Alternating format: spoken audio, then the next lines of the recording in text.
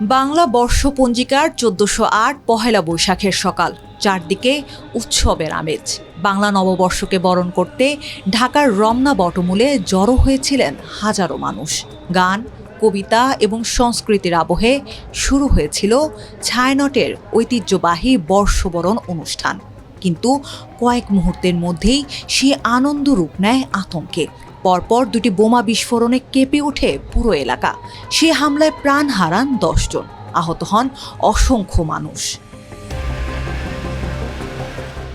ওই ঘটনায় মামলা করেন রমনা থানার তৎকালীন উপপরিদর্শক কবির হোসেন। তদন্তের দায়িত্ব পায় সিআইডি।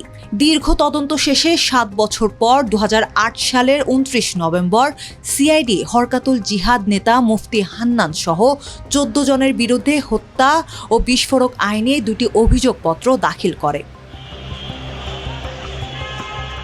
২০১৪ সালের ২৩ জুন হত্যা মামলায় রায় দেয় ঢাকার দ্বিতীয় অতিরিক্ত মহানগর দায়রা জজ আদালত। এতে মুফতি হান্নান সহ ৮ জনকে মৃত্যুদণ্ড এবং ৬ জনকে যাবজ্জীবন কারাদণ্ড দেয়া হয়। তবে একই ঘটনার বিস্ফোরক আইনের মামলাটি এত দ্রুত এগোয়নি। ২০১৪ সালের ১৪ সেপ্টেম্বর এই মামলায় ১৪ জনের বিরুদ্ধে অভিযোগ গঠন করে ঢাকা দ্রুত বিচার ট্রাইব্যুনাল ১। ৫৪ জন সাক্ষীর সাক্ষ্য গ্রহণও সম্পন্ন হয় আদালতে। কিন্তু আইনি জটিলতায় বিচার আটকে যায়। নির্ধারিত ১৩৫ দিনের মধ্যে বিচার শেষ না হওয়ায় মামলাটি আবার মহানগর দায়রা জজ আদালতে ফেরত পাঠানো হয়। এতে করে বিচার প্রক্রিয়া আরও দীর্ঘ হয়ে পড়ে। পরবর্তীতে ঢাকার ১৫ নম্বর বিশেষ ট্রাইব্যুনালে হস্তান্তর করা হয় মামলাটি।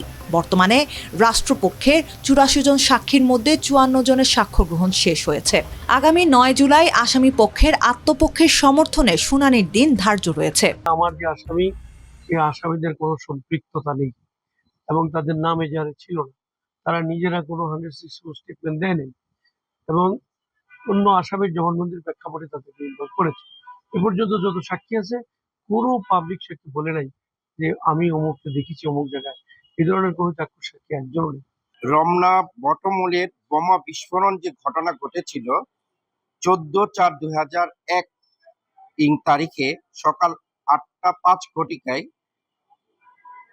এই বোমা বিস্ফোরণের যে ঘটনাটা ঘটেছিল সেই ঘটনার উপর ভিত্তি করে বিস্ফোরক দ্রব্য আইনে মামলাটি রুজু হয়েছিল। এই মামলায় আগামী ধার্য তারিখ ৯/৭/২০২৬ তারিখে ধার্য তারিখ রয়েছে। মামলাটির কার্যক্রম আসামিদের পরীক্ষা, যেটা হচ্ছে আসামিদের বিরুদ্ধে যে রাষ্ট্রপক্ষ সমর্থন করে যে সাক্ষ্য উপস্থাপন করেছিল সেই ও সাক্ষ্যদের পরীক্ষা করা হবে আসামিদের। রমনা বটমূলের আপনারা জানেন ২০০১ সালে রমনা বটমূলে যে হত্যাযজ্ঞ হয়েছিল বা যে বোমা মেরে মানুষকে হত্যা করা হয়েছিল, সেখানে শিল্পী এবং যারা দর্শক সেখানে অংশগ্রহণ করছিল তাদের মধ্যে অনেকেই নিহত হয়েছে, অনেকে আহত হয়েছে। ওই ঘটনাকে কেন্দ্র করে দুটি মামলা হয়েছে। একটা হলো হত্যা মামলা, দণ্ডবিধি হত্যা মামলা, একটা হলো বিস্ফোরক দ্রব্য আইনের মামলা। হত্যা মামলাটা ইতিমধ্যে আপনারা জানেন যে রায় হয়েছে এবং সেখানে অনেককে